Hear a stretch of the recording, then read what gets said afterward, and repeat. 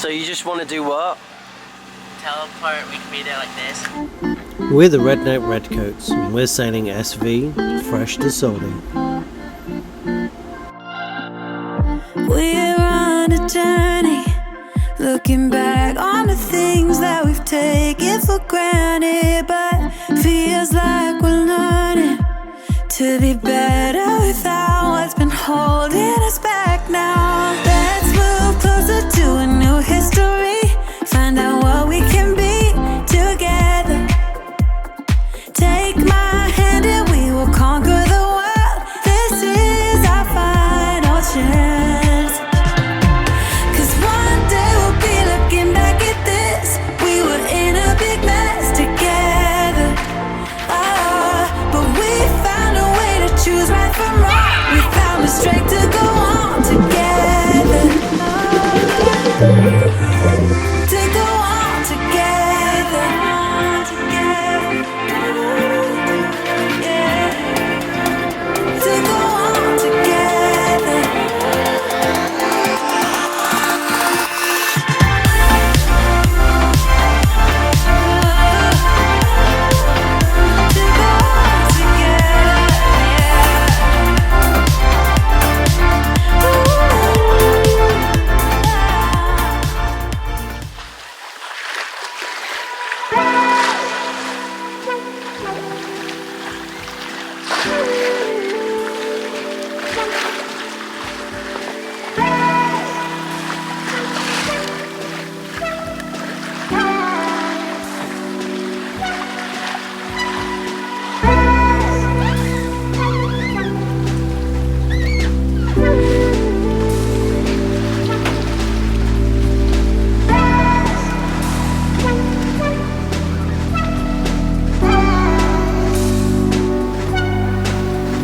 So we're both feeling a little bit gutted right now.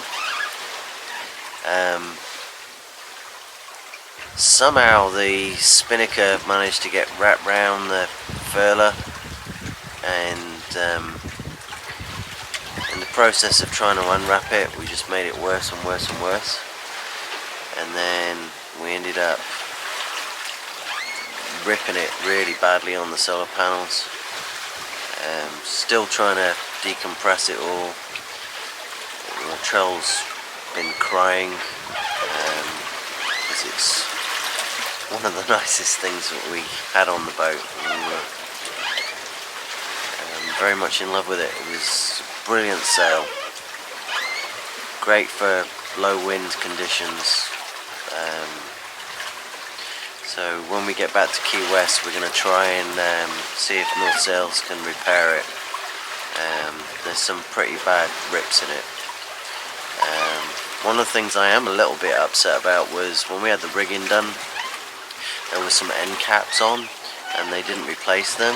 We got told that we didn't need them, but part of the issue for trying to unravel all of this was the sail actually got caught on those.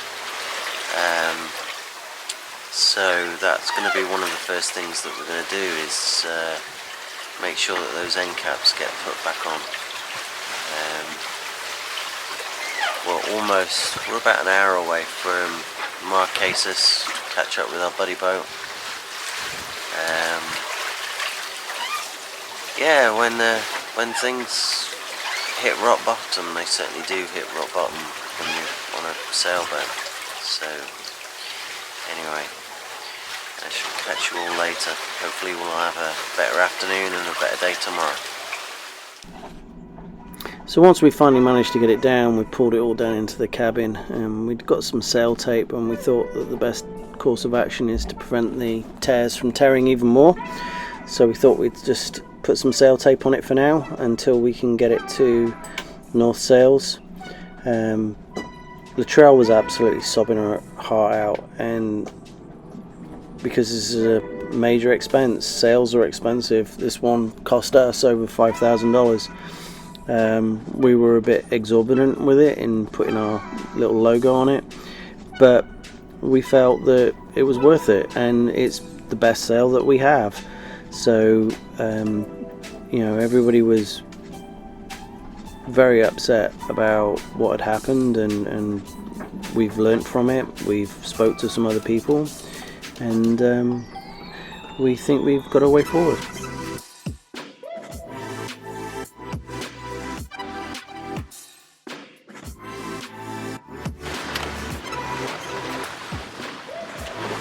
You've been up here without telling anybody. I have. I told tell him. Up here. I just thought I'd come up here, do a bit of filming, get some B-roll.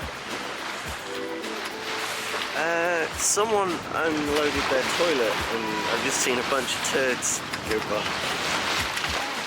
Well, I never worked for a long time. Yeah, well, we were 3 miles out. This isn't 3 miles out.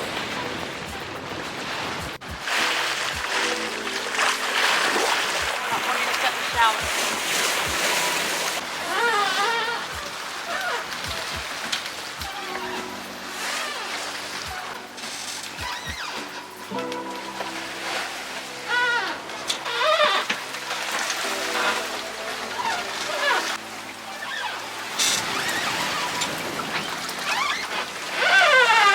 There is Rebecca Shoal.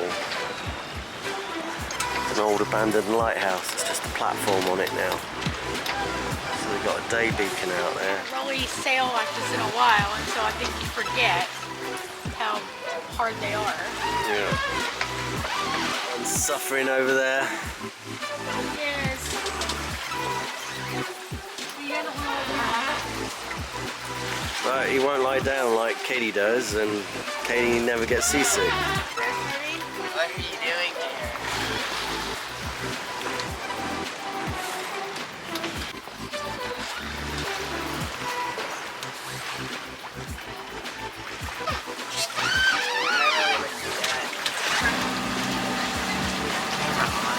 So you just want to do what? Teleport, we can be there like this.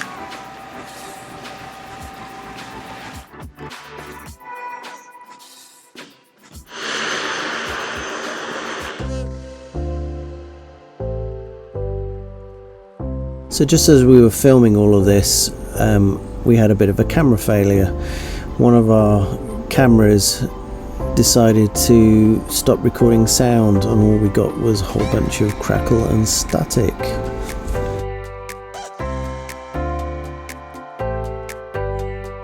Having said all that, we spent 2 days scouring through the fort. It really is an amazing feat of engineering. There are thousands upon thousands of red bricks that have been used to build this place. Just gotta look up.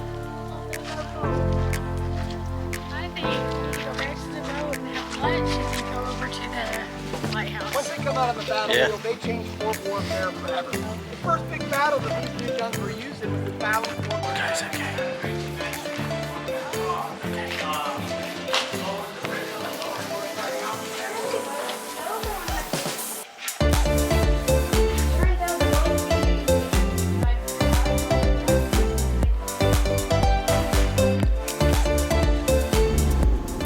I think the saddest thing about all of this is that over the years the fort has been neglected and allowed to basically fall into disrepair.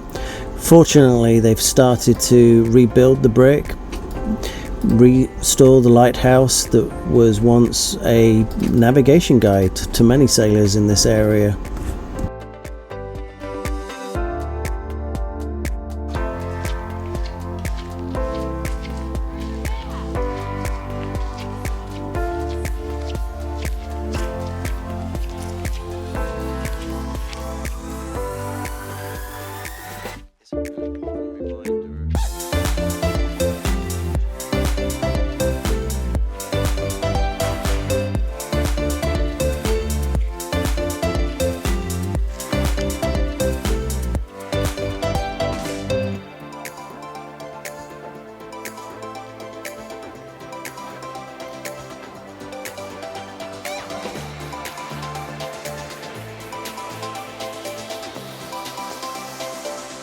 It was also interesting hearing about who actually lived here and who was imprisoned here. You know, when this place was first being built, it was built with the use of slaves. But those slaves eventually went, but were replaced by soldiers, but not just white soldiers, they were replaced by soldiers that were of colour, and they helped guard the place. And then Dr. Samuel Mudd, he was imprisoned here for treason, for treating the person that shot Abraham Lincoln. I think there's a lot to be said about Samuel Mudd's character. He could have just languished in prison, feeling very sorry for himself, being guarded night and day, not allowed off the island, in prison for the rest of his life. But during a yellow fever outbreak, he basically helped anyone that he could, so much so that every prison officer in this fort wrote to ask for a pardon for him because of the work that he helped in trying to help not only the inmates but the soldiers, the officers, anybody that was basically dying of yellow fever.